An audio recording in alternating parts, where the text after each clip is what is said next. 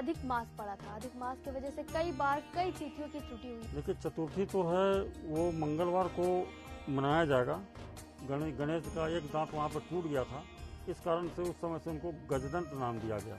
आखिर क्यों गणेश जी को बुद्धि के देवता का वरदान मिला? घी का दीपक अवश्य जलाएं, पंचोपचार विधि से पूजन करें। नैवेद्य के रूप में आप लड्डू का नैवेद्य लगा सकते हैं। गुड़ और शुद्ध घी का भोग अवश्य लगाएं। गणेश जी को दुर्वा बहुत ज़्यादा पसंद है। नमस्कार, टीवी 24 के इस खास कार्यक्रम गणेश चतुर्थी में आपका स्वागत है। मैं हूं आपके साथ सिमरन मिश्रा। गणेश चतुर्थी के इस कार्यक्रम में हम आपको बताएंगे कि गणेश चतुर्थी के पीछे का कारण क्या है, क्यों गणेश चतुर्थी मनाते हैं, क्या मुहूर्त इस बार पड़ने वाला है। इसके साथ ही तमाम रोचक तथ्यों के बारे में हम आपको इस कार्यक्रम में जानकारी देंगे। तो चलिए इस कार्यक्रम की शुरुआत करते हैं। इस कार्यक्रम की शुरुआत करने से पहले मैं आपको बता दूं कि मेरे साथ इस कार्यक्रम में मौजूद है करतार सिंह लुथरा जी। गुरुजी, आपका बहुत बहुत स्वागत है हमारे इस कार्यक्रम में। जी गुरुजी, हम सबसे पहले बात करेंगे गणेश चतुर्थी के महत्व के बारे में कि गणेश चतुर्थी के पीछे का महत्व क्या है। गणेश चतुर्थी के मतलब हुआ ऐसा कि माता एक बार पार्वती माता जो है वो स्नान करने के पहले अपने पूरे शरीर पे लेपन करके स्नान करने के लिए जाने की तैयारी कर रही थी। तो हल्दी से चूँकि उन्होंने लेपन किया था तो अपने हाथ से रगड़ रगड़ के हल्दी को छुड़ाने लगी। तो उससे जो भी उसके तत्व मिले उस तत्व से उन्होंने एक मूर्ति का निर्माण कर दिया, एक पुतले का निर्माण कर दिया और पुतले में प्राण फूंक दिया और वो गणेश जी कहलाए। वो जो पुतला था वो गणेश जी कहलाए। तो उसके बाद क्या हुआ कि माता पार्वती उनको बोली कि मैं स्नान करने जा रही हूँ, आप यहाँ पर रह के पहरा देना और किसी को अंदर मत आने देना। तो ऐसे में क्या हुआ कि माता तो स्नान करने के लिए चली गई और पीछे से शिव जी आ गए। शिव जी के आने के बाद में गणेश जी उनको पहचान नहीं पाए और उनको वहाँ पे रोक दिया कि आप अंदर नहीं जा सकते हैं। काफ़ी उनके अंदर में कहा सुनी हुई। उसके बाद में दोनों में युद्ध शुरू हो गया, क्योंकि भगवान शिव थे वो खुद ही महाशक्तिशाली हैं। तो उनको लगा कि ये बच्चा क्या करेगा, ऐसा करके वो मतलब उनको दोनों में युद्ध होने लगा। युद्ध होते होते बात यहाँ तक पहुँच गई कि भगवान शिव ने उनका गला ही काट दिया। गला काटने के बाद जब काफ़ी हल्ला गुल्ला हुआ तो माता स्नान करके बाहर निकली। तो निकलने के बाद काफ़ी विलाप करने लगी कि आपने क्या कर दिया ऐसे। तो काफ़ी उन लोगों में ये हुआ, भगवान शिव भी काफ़ी पश्चाताप में डूब गए। तब उन्होंने किसी को भेज करके वहाँ पे बोले कि जिसका भी आपको सर मिले वो ले आइए आप, और लाने के बाद में मैं इसको जोड़ दूंगा। तो उनके पास जो सिर लाया गया वो सिर लाया गया हाथी का। तो हाथी का सिर लाने के बाद भगवान शिव ने उनको जोड़ करके पुनर्जीवित कर दिया। तो उस समय से जो है भगवान शिव ने उनको आशीर्वाद भी दिया गणेश जी को कि आज से आप हमारे पुत्र भी हैं और साथ में सबसे सर्वप्रथम पूजा आपकी होगी, उसके बाद ही दूसरे किसी की पूजा होगी, तभी वो पूजा सफल होगी। तो इस प्रकार से गणेश चतुर्थी जो है, गणेश जी का जो त्यौहार ये मनाया जाता है, यह गणेश जी के जन्म के साथ उत्पत्ति हुआ है और गणेश जी के जन्मदिन के हिसाब से ही इसको मनाया जाता है।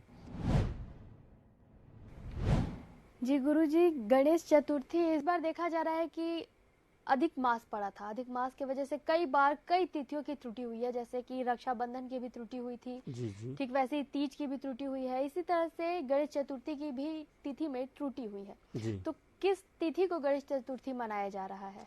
देखिए, चतुर्थी तो है वो मंगलवार को मनाया जाएगा, लेकिन ये चतुर्थी जो है ये 18 तारीख को ही लग जाएगा 12:39 से।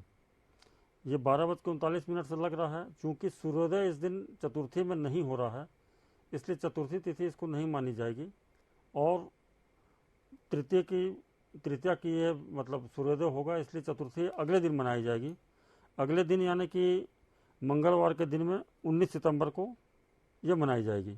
और चूँकि 19 सितंबर को भी 1:43 में ये समाप्त हो रहा है चतुर्थी तिथि, तो इसके पहले ही सारा मतलब जो भी गणेश जी की स्थापना हो या उनके जो पूजन पाठ वगैरह हैं, ये सब उस समय तक हो जाना चाहिए। जी गुरुजी, अब हम बात कर लेंगे। गणेश जी को बहुत सारे वरदान प्राप्त है, ठीक, जी उसी में से एक है कि उन्हें पाताल लोक का राजा भी कहा जाता है। जी जी। इसके पीछे का क्या तथ्य है?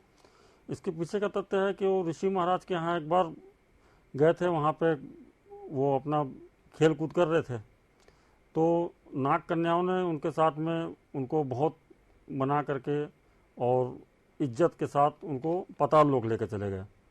पाताल लोक लेके जाने के बाद वहाँ पे उनको वहाँ पे अच्छी तरीके से उनका सेवा सत्कार किया जाने लगा, लेकिन उनका चूँकि हाथी का सर लगा हुआ था, तो वहाँ पे उनका उपहास भी शुरू कर दिया गया।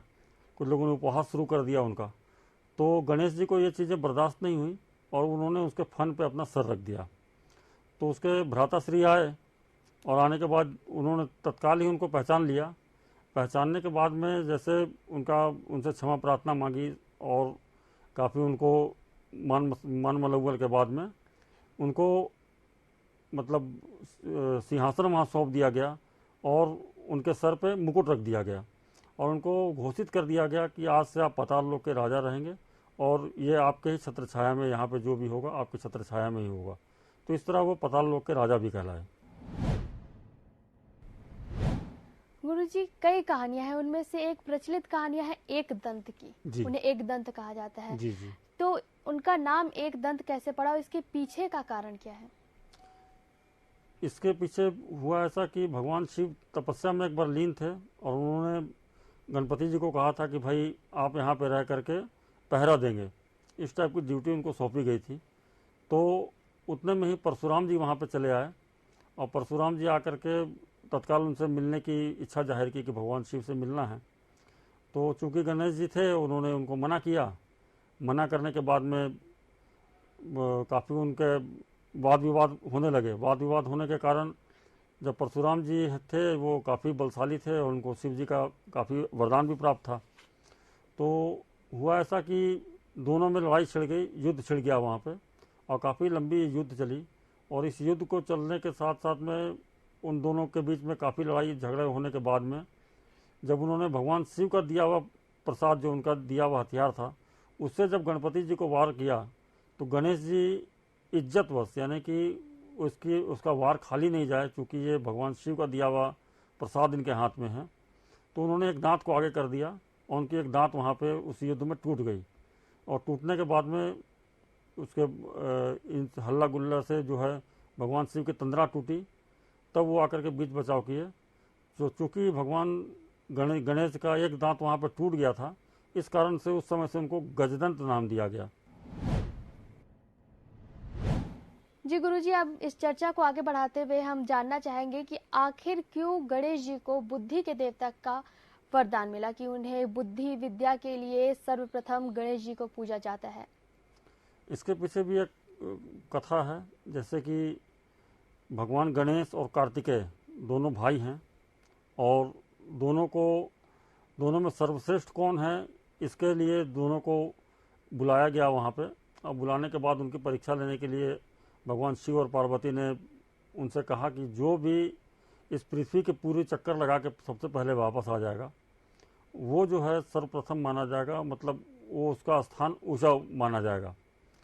तो क्या हुआ कि कार्तिकेय जी अपने सवारी में बैठ करके पूरी पृथ्वी का चक्कर लगाने के लिए चले गए और गणेश जी चुपचाप से उठे और प्रेम से अपने माता पिता का चक्कर लगाए और बोले हमारा पूरा पृथ्वी, पूरा धरती, पूरा जो कुछ भी हो सब आप ही हो, इसलिए आपके चक्कर लगाने से मैं पूरे चक्कर को पूर्ण मानता हूँ। तो इस तरह से उनकी बुद्धि की सराहना काफ़ी हुई और काफ़ी उनको माना जाने लगा। इस वजह से उनको वरदान भी मिला कि सबसे पहले आपकी पूजा होगी, उसके बाद ही किसी भी देवी देवता की पूजा होगी तो वो सफल मानी जाएगी। और साथ में उनको बुद्धि के देवता, मतलब बुद्धि उनकी इतनी तीव्र थी, ये पता चला, उनको बुद्धि के देवता के रूप में भी माना जाने लगा। जी जी गुरुजी, अब हम बात करेंगे गणेश चतुर्थी के पूजा की विधि के बारे में। उसकी पूजा विधि के बारे में जानकारी दीजिए। जी, जैसा कि सभी लोग बाजार से मूर्तियां ला करके घर में स्थापित करते हैं, तो समय मैंने बता ही दिया है।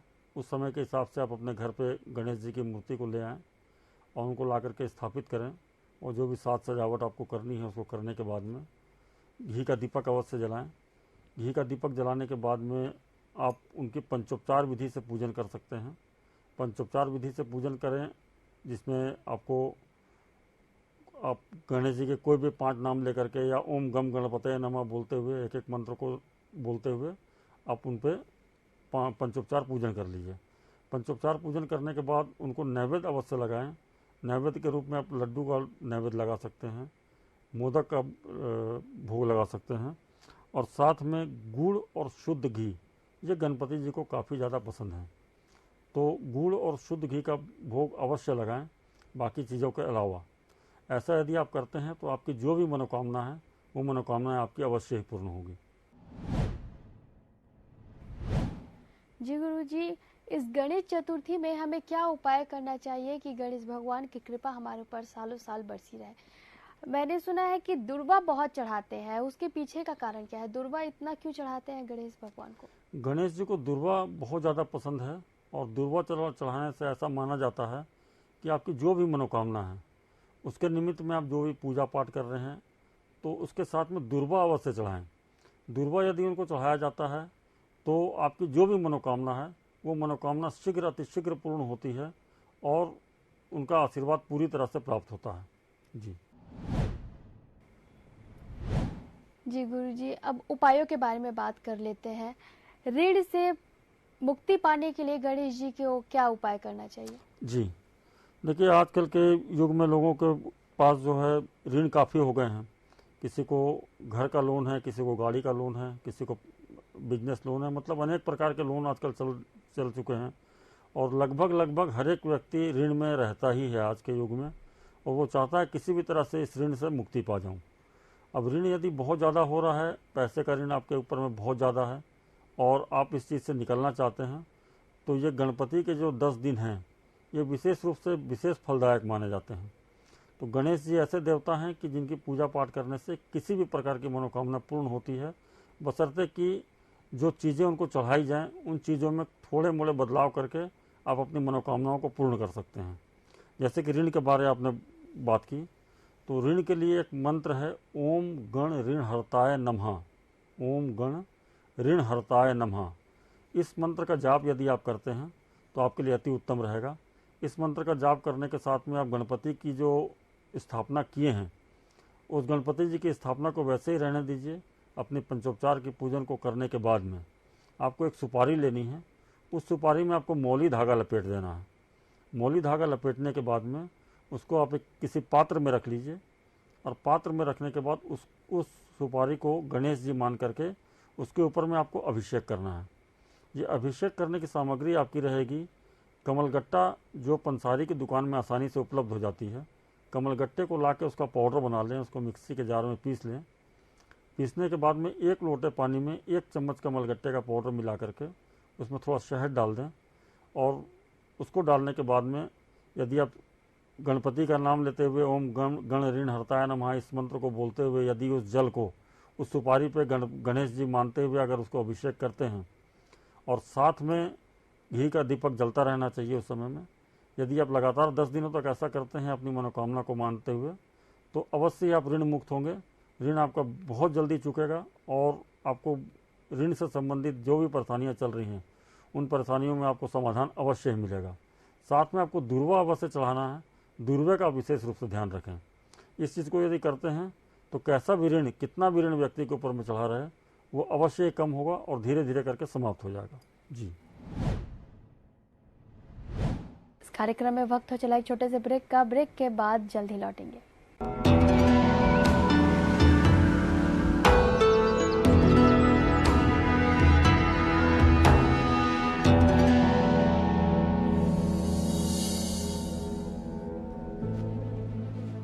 नमस्कार। आज हम वक्त में थोड़ा पीछे चलते हैं, साल 2001-2002 के आसपास। तब मध्य प्रदेश एक बीमारू राज्य माना जाता था। चारों तरफ आतंक और खौफ था। मध्य प्रदेश की उत्तरी इलाकों में डकैतों का तो वहीं पूर्वी इलाकों में नक्सलवाद का आतंक था। तब नक्सली एक सिटिंग मंत्री की गर्दन तक काट ले गए थे। उज्जैन, इंदौर, राजगढ़, खंडवा सहित कई जिले सिमी के गढ़ बनते जा रहे थे। सड़कें बदहाल थी, अब तो तक बिजली गायब रहती और आती भी तो सिर्फ 4 घंटे। इस दौर में 29 नवंबर 2005 को शिवराज सिंह चौहान ने मुख्यमंत्री पद की शपथ ली। मैं शिवराज सिंह चौहान ईश्वर की शपथ लेता हूं कि मैं विधि द्वारा स्थापित भारत के संविधान के प्रति सच्ची श्रद्धा और निष्ठा रखूंगा। शिवराज सिंह चौहान ने आते ही पहली मीटिंग में अपने इरादे साफ कर दिए। उन्होंने कानून व्यवस्था पर जोर दिया और पुलिस ने 1 साल में चंबल के डकैतों का सफाया कर दिया, नक्सलवाद खत्म किया, फिर सिमी के नेटवर्क को ध्वस्त कर दिया। 1 करोड़ 25 लाख लाडली बहनों को मिलते हैं रुपए 1000, फिर बढ़ाकर हर महीने देने जा रही है सरकार रुपए 3000। 46 लाख बेटियां जन्म से लखपति बनी। साथ में शिक्षा गांव, शहर, देश और विदेश में बिल्कुल फ्री। कन्यादान के लिए 55,000। पुलिस की नौकरी में 30%, टीचर भर्ती और स्थानीय निकाय चुनावों में महिलाओं को 50% आरक्षण, बुढ़ापे में पेंशन और तीर्थ दर्शन। तभी तो मध्य प्रदेश में बेटियां बनी वरदान। आज नीतियां स्पष्ट है, नियत साफ, इरादे नेक और दिशा सही है। तभी तो जनता साथ है। तभी एक बीमारू राज्य आज एक बेमिसाल राज्य बन रहा है। यही तो है हमारा मध्य प्रदेश। विकास लगातार, मोदी जी शिवराज सरकार। ब्रेक के बाद आपका स्वागत है। ब्रेक से पहले हम चर्चा कर रहे थे कि क्या उपाय इस साल हमें गणेश चतुर्थी में करना चाहिए ताकि पूरा साल हमारे लिए बेहतर हो। उस चर्चा को आगे बढ़ाते हुए हम गुरुजी से जानना चाहेंगे कि गुरुजी धन प्राप्ति के लिए क्या उपाय करना चाहिए इस गणेश चतुर्थी। जी, जैसा कि आजकल का जो चलन चल चुका है, व्यक्तियों के खर्च इतने बढ़ गए हैं कि उसको पूरा करने के लिए कितना भी पैसा आ जाए वो कम पड़ जाता है, और कम पड़ने के कारण जो है व्यक्ति अभाव के जीवन में जीना लगता है। तो आज के दिन में, आज के युग में धन की बहुत ज़्यादा ज़रूरत रहती है किसी भी व्यक्ति को। तो धन प्राप्ति के लिए जो है, जैसा कि मैंने पहले भी बताया आपको कि गणेश जी को पूजा पाठ, पंचोपचार पूजन करने के बाद आपको वही प्रयोग दोहराना है। एक सुपारी में मौली को लपेट लेना है, उसको किसी पात्र में रख करके, और 1 लोटे पानी में आपको जो है धन प्राप्ति के लिए बेल का पाउडर आता है बाज़ार में, या बेल का शरबत मिलता है बाज़ार में, इसको ले लें और साथ में पंचामृत ले लें। इन दोनों चीज़ों को लेकर के भगवान गणेश मानते हुए उस सुपारी के ऊपर में आपको अभिषेक करना है। इसमें मंत्र रहेगा ओम वक्रतुंडाय हुम। ओम वक्रतुंडाय हुम बोलते हुए चम्मच से गणपति जी को अभिषेक यदि करते चले जाते हैं आप, मन में यह मनोकामना रखते हुए कि कहीं से भी मेरे पास पैसे आएँ और मैं एक सुखी जीवन को जीऊँ, पैसे के अभाव में आने वाली सारी परेशानियां मेरी ख़त्म हो। यदि ऐसा मानते हुए आप अभिषेक करते हैं तो ये अवश्य मान के चलिए कि पैसे आने के बहुत सारे रास्ते आपके खुल जाएंगे। व्यापारी वर्ग जिनको व्यापार से पैसे आने हैं, उनको व्यापार उनका धीरे धीरे बढ़ना प्रारंभ हो जाएगा इस प्रयोग को करने के बाद से। साथ में जो नौकरी पेशा लोग हैं वो भी कहीं ना कहीं उनको अच्छी नौकरी मिलेगी, या उसी में उनको तरक्की मिल जाएगी, उनकी सैलरी बढ़ जाएगी। कुछ ना कुछ ऐसा चीज़ उनके जीवन में अवश्य ही होगा जिससे कि उनको इस चीज़ का लाभ पूरी तरह से प्राप्त हो। तो पैसे से संबंधित जितनी भी आपकी समस्याएं चल रही हैं, उसको करने के लिए आपको ये छोटा सा प्रयोग करना चाहिए। इस प्रयोग को करने के बाद में दुर्वा आपको अवश्य चढ़ाना है। दुर्वा आपको किसी भी कीमत में भूलना नहीं है, दुर्वा को आप अवश्य चढ़ाएं। यदि आप ऐसा करेंगे तो आप देखेंगे कि धीरे धीरे आपके धन से संबंधित परेशानियां जो हैं वो कम हो रही हैं। जी सिमरन। आज के समय में पढ़ाई लिखाई में बहुत ज़्यादा कॉम्पिटिशन्स आ चुके हैं। कई बार हमें कॉलेज में हो या फिर किसी सरकारी नौकरी में हो या फिर प्राइवेट नौकरी में, हमें ये देखने को मिलता है कि बहुत ज़्यादा कॉम्पिटिशन्स है। बच्चे भी बहुत ज़्यादा परेशान रहते हैं क्योंकि उन्हें भी बहुत ज़्यादा पढ़ाई करनी पड़ जाती है। तो बच्चों को ऐसा क्या उपाय करना चाहिए कि उनके ऊपर गणेश जी की कृपा बनी रहे? जी, जैसा कि आप सभी जानते हैं कि गणेश जी बुद्धि के देवता भी माने जाते हैं। तो कम पढ़ के अच्छे नंबरों से पास होना ये भी एक कला है। साथ में जो आप पढ़ें वो आपको याद हो जाए। यदि आप जितना पढ़ते हैं उतना यदि याद हो जाता है तो ये आप मान के चलिए कि आप किसी भी एग्ज़ाम में फेल नहीं होंगे। तो आजकल होता क्या है कि टीवी का, मोबाइल का, इंटरनेट का ज़माना है। तो ऐसी स्थिति में है कि धीरे धीरे लोगों की याददाश्त कमज़ोर होती चली जा रही है। खासकर बच्चों की याददाश्त में आजकल देखा जा रहा है काफ़ी ज़्यादा कमी आ रही है। बच्चे बहुत ज़्यादा पढ़ते हैं लेकिन उनको पढ़ने के बाद भी वो चीज़ें याद नहीं हो पाती हैं और वो घर से याद करके निकलते भी हैं, लेकिन परीक्षा हॉल में जब जाएंगे तो सारी चीज़ें भूल जाते हैं, उनके दिमाग में आती नहीं हो उस समय। परीक्षा जब ख़त्म हो जाता है तब उनको पता चलता है कि मुझे ये लिखना था, ये मैं गलत करके आ गया हूँ। तो ऐसी स्थितियों का निर्माण होता है। तो इस चीज़ को दूर करने के लिए आप जो भी पढ़ें आपको याद रहे, परीक्षा में अच्छे नंबरों से आप पास हों, तो उसके लिए आपको जो है आपको ब्राह्मी मिलती है, ब्राह्मी का शरबत भी मिलता है, ब्राह्मी का पाउडर भी मिलता है। इसको ला करके पंचामृत के साथ यदि आप ब्राह्मी से उसी गणपति जी को, मतलब सुपारी को गणपति जी मानते हुए उसका यदि आप अभिषेक करते हैं और इस मंत्र का जाप करते हैं, ओम बुद्धि वर्धाय नमः, ओम बुद्धि वर्धाय नमः बोलते हुए गणपति जी को चम्मच से उस जल से अभिषेक कराते चले जाते हैं, तो आप देखेंगे कि धीरे धीरे आपकी याददाश्त काफ़ी तेज़ होने लगेगी और याददाश्त तेज होने के साथ साथ आपकी बुद्धि बढ़ने लगेगी। बुद्धि के बल पर व्यक्ति आज कुछ भी कर सकता है। ये बुद्धि को बढ़ाने के लिए बहुत ही अच्छी चीज़ है। इस प्रयोग को लगभग सभी लोगों को करना चाहिए। यदि आप ऐसा करते हैं तो देखेंगे धीरे धीरे जो आपकी पढ़ाई से संबंधित भी दिक्कतें चल रही हैं वो भी खत्म हो जाएंगी, और जो बुद्धि से संबंधित जो व्यापारी गण हैं वो भी इस उपाय को कर सकते हैं, क्योंकि इससे बुद्धि काफ़ी तेज़ होती है। और बुद्धि जब तेज़ होगी तो आप व्यापार में किसी भी तरह की समस्याओं से बाहर निकल जाएंगे और अपने व्यापार को आगे बढ़ाने के लिए एक से एक आपके पास आइडियाज़ आएंगे जिससे आप अपने व्यापार को आगे बढ़ा सकते हैं। तो इन छोटे से उपाय को करें, इससे अवश्य आपको लाभ होगा। जी सिमरन। जी गुरुजी आजकल का समय बहुत ही फास्ट है। हम देखते हैं कि बहुत ज़्यादा घरों में कलेश होते हैं जी। लोग अपने घर वालों को समय नहीं दे पाते, जिसकी वजह से घर में आए दिन किसी न किसी बात को लेकर कलह होता रहता है जी। तो गृह कलेश को खत्म करने के क्या उपाय हैं? देखिए, ये गणपति का जो दिन है ये काफ़ी शुभ माना जाता है, और गणपति जी की पूजा करने से ऐसा कोई भी चीज़ नहीं है जो जीवन में प्राप्त नहीं होता है। इस चीज़ को सबको मान के चलना चाहिए।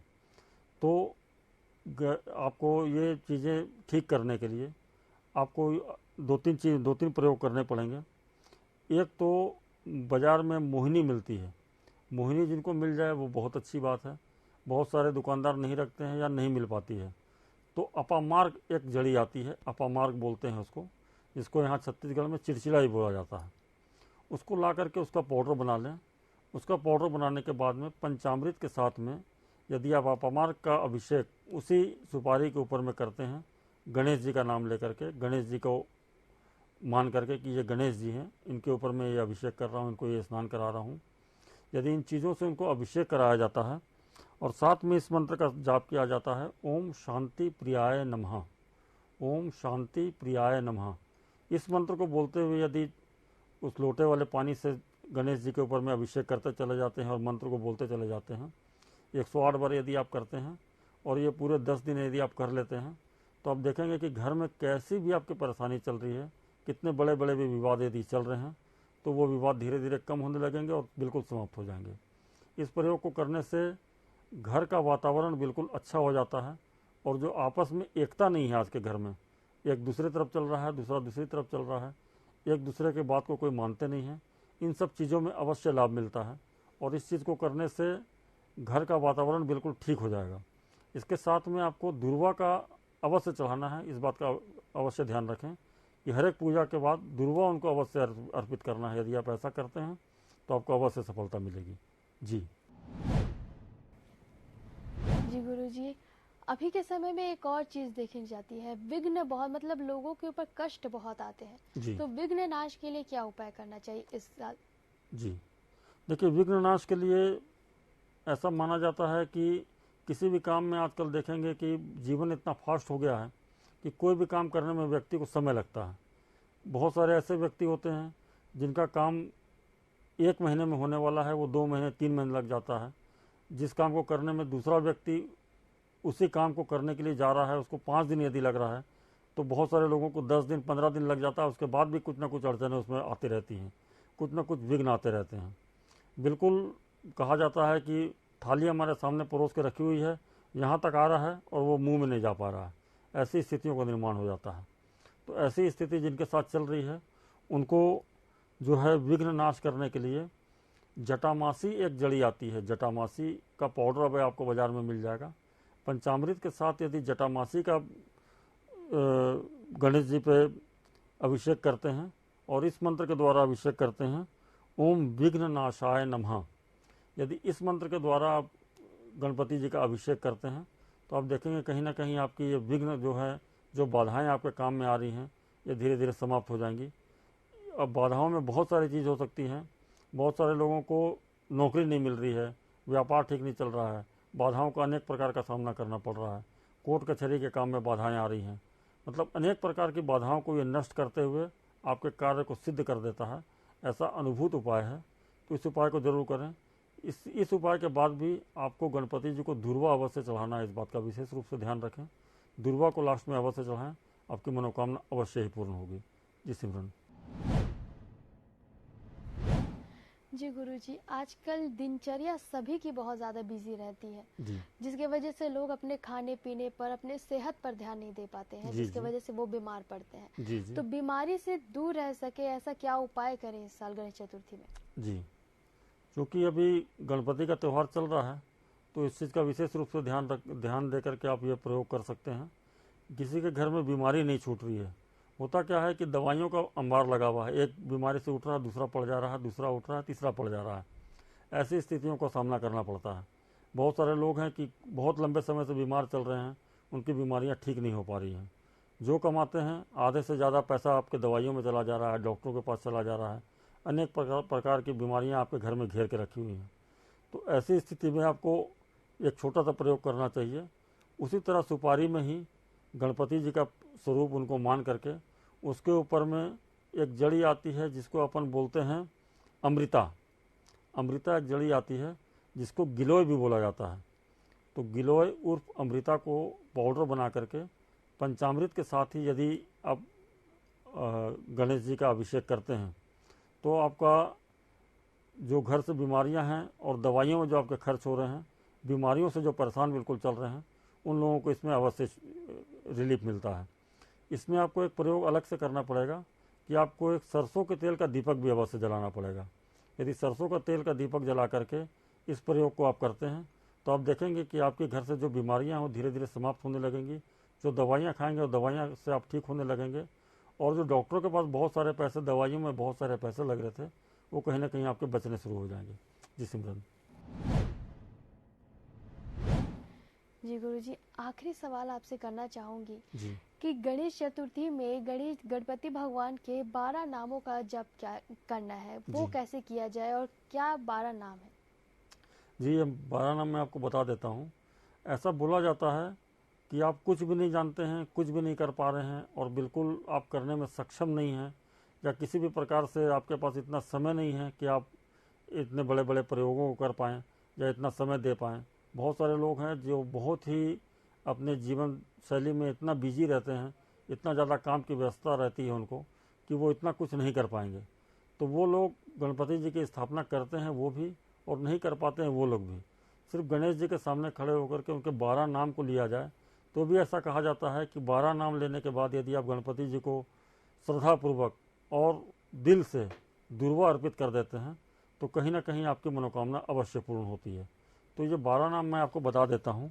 ये 12 नाम ऐसे हैं: ओम सुमुखाय नमः, ओम एकदंताय नमः, ओम कपिलाय नमः, ओम गजकर्णाय नमः, ओम लंबोदराय नमः, ओम विकटाय नमः, ओम विघ्ननाशाय नमः, ओम विनायकाय नमः, ओम धूम्रकेतवे नमः, ओम गणाध्यक्षाय नमः, ओम भालचंद्राय नमः और ओम गजाननाय नमः।